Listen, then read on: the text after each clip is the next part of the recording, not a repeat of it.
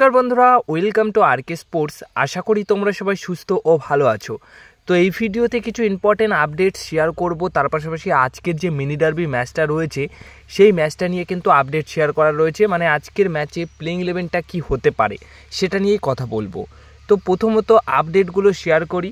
হ্যাঁ, ইন্টারকাশি এফসি দলের তারকা বিদেশি প্লেয়ার ইন্টারকাশি এফসি দল ছেড়ে দিল। জুলেন পেরেজ ডেল পিনো এই ফুটবলারটির সাথে কিন্তু ইন্টারকাশি এফসি দল পার্ট ওয়াশ করে নিয়েছে। মানে যে চুক্তি ছিল সেটা মিউচুয়ালি পার্ট ওয়াশ করে নিয়েছে, তো তাকে ছেড়ে দিয়েছে। তো তার বদলে হয়তো কোনো নতুন প্লেয়ার নিয়ে আসতে পারে ইন্টারকাশি এফসি দল। তো এবার যে আপডেটটা শেয়ার করব সেটা হচ্ছে সালাউদ্দিন আদনানকে আইএসএল রেজিস্টার করিয়েছে মোহনবাগান দল আইএসএলের জন্য, সেটা তোমাদের গতকালই জানিয়েছিলাম। কিন্তু তার বদলে একজন প্লেয়ারকে আনরেজিস্টার করিয়েছে মোহনবাগান দল, আর সেই প্লেয়ারটি হচ্ছেন সুমিত রাঠি। তো সুমিত রাঠিকে কিন্তু আনরেজিস্টার করিয়ে দিয়েছে আইএসএল স্কোয়াড থেকে মোহনবাগান দল। তো এবার হয়তো নেক্সট সামার ট্রান্সফার উইন্ডোতে সুমিত রাঠি মোহনবাগান দল ছেড়ে অন্য কোনো দলে যেতে পারে, সেরকম একটা ইঙ্গিত কিন্তু এখন পরিষ্কার বোঝা যাচ্ছে। কারণ সুমিত রাঠি সব কিছু ঠিকঠাক রয়েছে, তবুও তাকে আইএসএল স্কোয়াড থেকে আনরেজিস্টার করে দিল মোহনবাগান দল।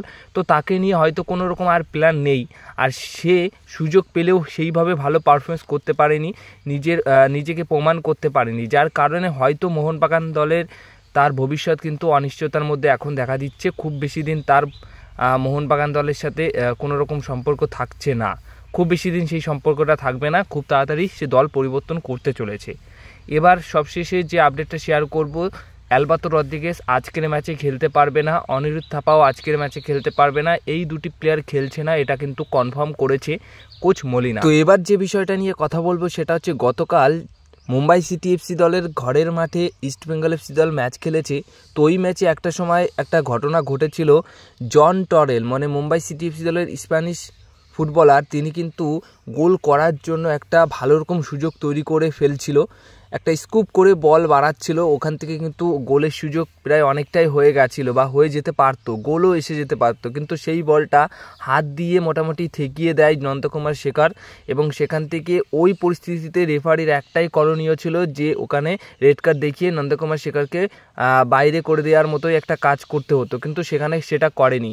আর এইগুলো করার পরও কিন্তু ইস্টবেঙ্গল এফসি দলের সমর্থকরা মনে করেন বা বলে থাকেন যে রেফারিরা সবসময় মোহনবাগানকে সাপোর্ট করে বা অন্যান্য দলকে সাপোর্ট করে, ইস্টবেঙ্গল এফসি দলকে সাপোর্ট করে না, ইস্টবেঙ্গল এফসি দলের এগেনস্টে অনেক ভুলভাল সিদ্ধান্ত দেয়। তাহলে এটা কি ছিল ভাই, এটা নিয়ে কি বলবে? তো এই বিষয়টা নিয়ে তোমাদের কি মতামত সেটা অবশ্যই তোমরা কমেন্ট বক্সে জানিও। তো সবশেষে যে বিষয়টা নিয়ে কথা বলবো সেটা হচ্ছে আজকের ম্যাচে মোহনবাগান দল কেমন দল নামাতে পারে সেটা নিয়ে।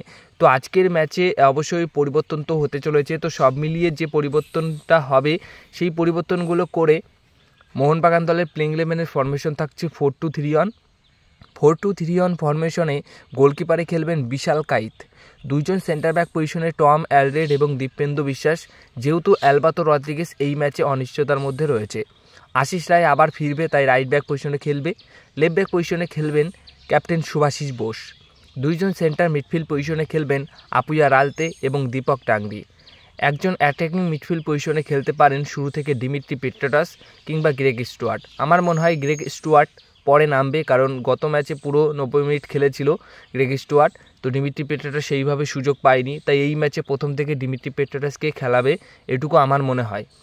রাইট উইঙ্গার পজিশনে মানবীর সিংয়ের বদলে এই ম্যাচে সাহাল আব্দুল সামাদ শুরু করতে পারেন, কারণ সাহাল আব্দুল সামাদও গত ম্যাচে সেইভাবে সুযোগ পায়নি, এবং একটা অপশন রয়েছে যে রাইট উইঙ্গার পজিশনে মানবীরকে একটু রেস্ট টাইম দিয়ে সাহালকে খেলানোর। এবং আমি একটা জায়গা থেকে খবরও পেয়েছি যে সাহাল আব্দুল সামাদ শুরু থেকে রাইট উইঙ্গার পজিশনে খেলতে পারে। তো মানবীর এবং সাহালের মধ্যে যে কোনো একজন। লিস্টন ক্লাস খেলবেন অবশ্যই তার ফেভারিট জায়গা, অবশ্যই লেফট উইঙ্গার পজিশনে, এবং একজন স্ট্রাইকার পজিশনে জেমি ম্যাকলারেন কিংবা জেসন কামিংস, দুজনের মধ্যে যে কোনো একজনকেই শুরু করাবে। তো আমার মনে হয় যে এখানে জেসন কামিংস যদি শুরু করে তাহলে কিন্তু সেটা অনেকটা বেটার হয় ম্যাকলারেনের থেকে। দেখা যাক শেষ অবধি কী করে কোচ মলিনা। তো 4-2-3-1 ফরমেশনে এরকমই একটা দল আজকের ম্যাচের জন্য নামাতে চলেছে কোচ মলিনা।